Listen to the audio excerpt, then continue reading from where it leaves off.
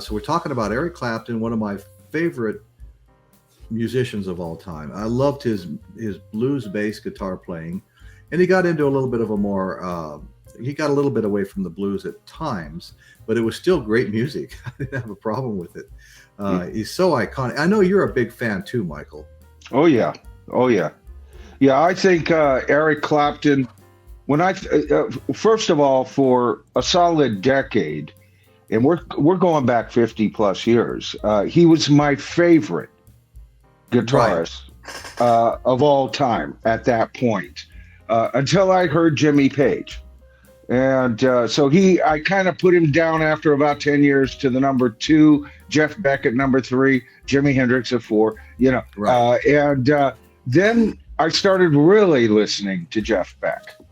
So Jeff Beck bumped up and Eric down to the number 3. But, you're talking about, if you're talking about even the top 50 guitar players in rock and roll, you're talking about monsters who are incredible guitar players. All right. So we're talking the very tip of a long, long list. Right.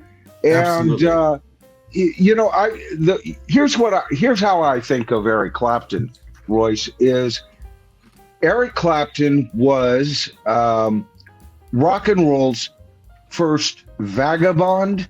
He was rock and roll's first hired gun. He was rock and roll's Clint Eastwood with a serape hiding his gun hand that could outdraw every mother in the room, right? I love that you said that, and I'll tell you later, okay? Yeah, but you know what I mean. I mean, one day he's with the Yardbirds, then it's John Mayall, then it's Cream, then it's Derek and the Dominoes. Somewhere in between, he meets Carl Radle and Bobby Whitlock during the All Things Must Pass album. And he creates Derek and the Dominoes and completes that cherry with working with Duane Allman. All right. So, and he was answerable. See, he even said this once, Royce. He said, I don't see myself as a team player.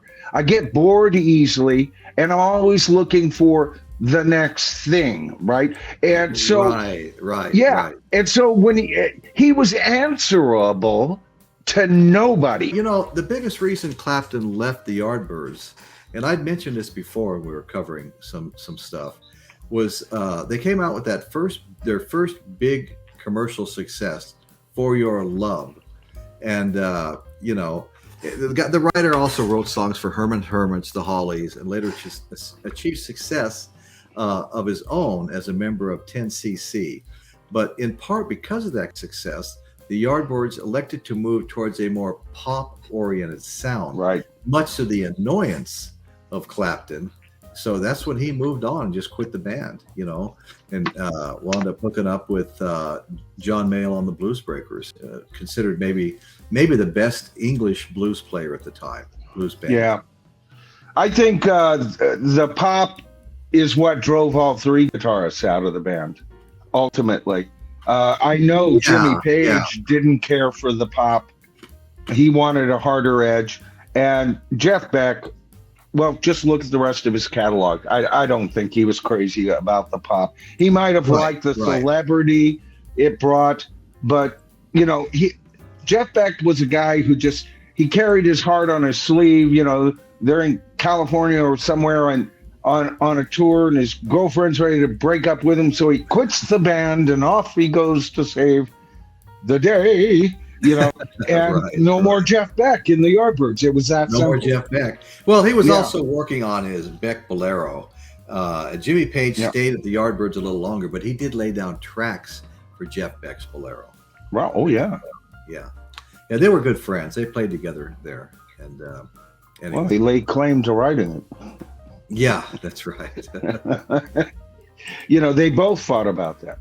Yeah. All the time. Jimmy Page said, I came up with the chord progression based on a prior piece. Does that sound familiar?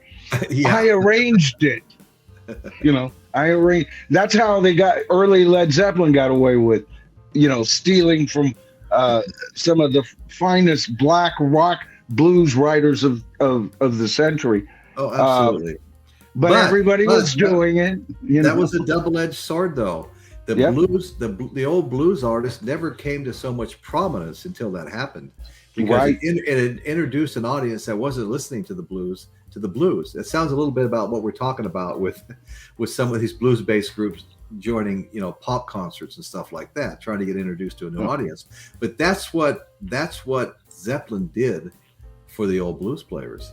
Everybody benefited. And you and I both know, Michael, and so is probably everybody else, but when Led Zeppelin covered a song, they made it their own. If you didn't know it was a blues cover, you wouldn't know that it was a blues cover, because they made every song their own, like no other band I've ever heard before.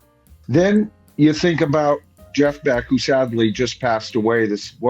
Last November? Yeah, in the last year. Who stubbornly was as interested in rebuilding Hot Rods as he was putting out the next album.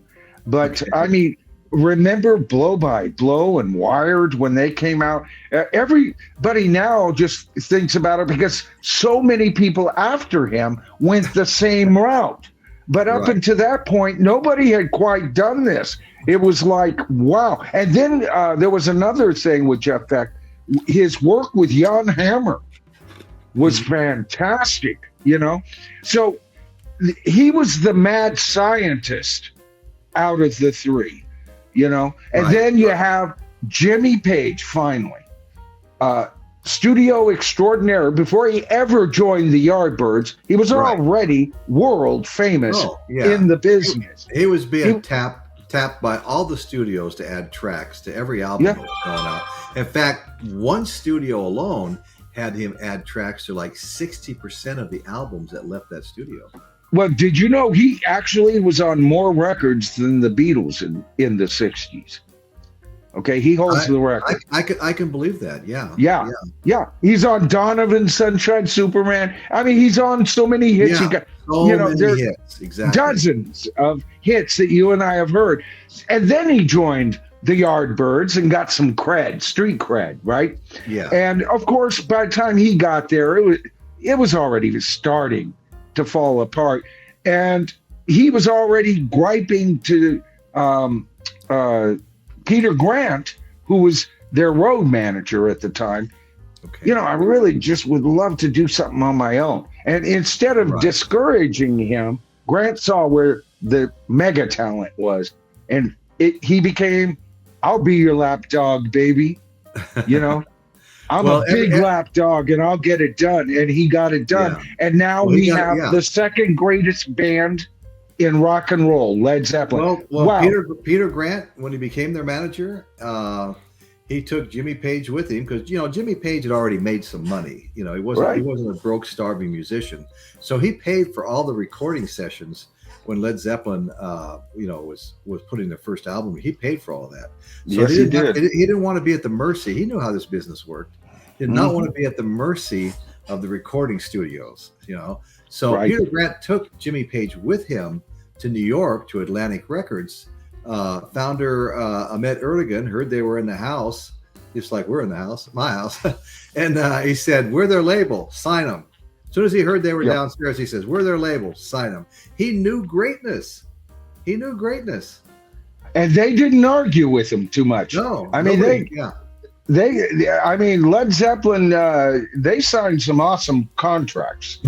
And, but a lot of that, Royce, it wasn't just Peter Grant, and it wasn't just Ahmet and their genius, which is part of the story. But the reason that Led Zeppelin was treated so well in America was Jimmy Page had a huge name in America in the record industry. Industry, right. Right. And he said many times, I had to get those guys. I had to get Jimmy. I mean, he was the package. He was the package. Right. And they had no freaking clue that he just so happened to have found three co-geniuses who were as great as him. No, that's exactly right, Michael. That's exactly right.